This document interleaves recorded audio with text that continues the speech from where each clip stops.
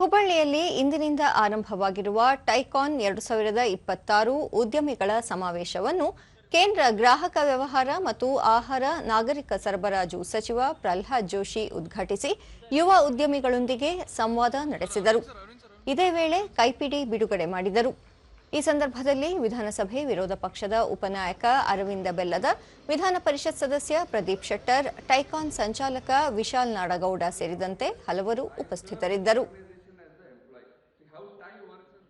ನಮಸ್ಕಾರ. I am Vishal Nadgaud. 2000 that is very clear. You have to ask for it. So ಸರ್ಕಾರ 2022 Joshi sir ಬಂದಾಗ ಇದೇ stage ಮೇಲೆ ಹೇಳಿದ್ರು ಸರ್ ತಾವು. ಬಳಿಕ ಸಚಿವ ಪ್ರಹ್ಲಾದ್ ಜೋಶಿ, ದೇಶ ಇಂಧನ, ಎಲೆಕ್ಟ್ರಾನಿಕ್ಸ್ ಸೇರಿದಂತೆ ಉತ್ಪಾದನಾ ವಲಯದಲ್ಲಿ ಮುಂಚೂಣಿಯಲ್ಲಿದ್ದು 2018ರವರೆಗೆ ದೇಶದಲ್ಲಿ ಮೊಬೈಲ್ ಉತ್ಪಾದನಾ ಘಟಕಗಳು ತೀರಾ ಕಡಿಮೆ ಇದ್ದವು. ಈಗ ಆ ಸಂಖ್ಯೆ 300 ದಾಟಿದೆ ಎಂದು ಹೇಳಿದರು. ಪ್ರಧಾನಿ ನರೇಂದ್ರ ಮೋದಿ ಅವರ ಸ್ಟಾರ್ಟ್ಅಪ್ ಇಂಡಿಯಾ ಕನಸಿಗೆ ಉತ್ತರ ಕರ್ನಾಟಕ ಬಲ ತುಂಬುತ್ತಿದೆ. ಟೈಕಾನ್ ಸಮಾವೇಶ ಉತ್ತರ ಕರ್ನಾಟಕದ ನವೋದ್ಯಮ ಪರಿಸರ ವ್ಯವಸ್ಥೆಗೆ ಹೊಸ ದಿಕ್ಸೂಚಿ ನೀಡಲಿದೆ.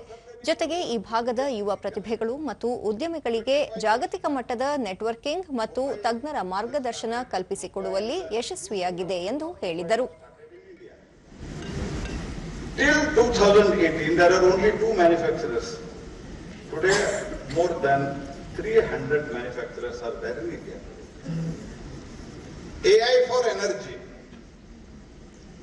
AI for energy. Now, the application has slowly started.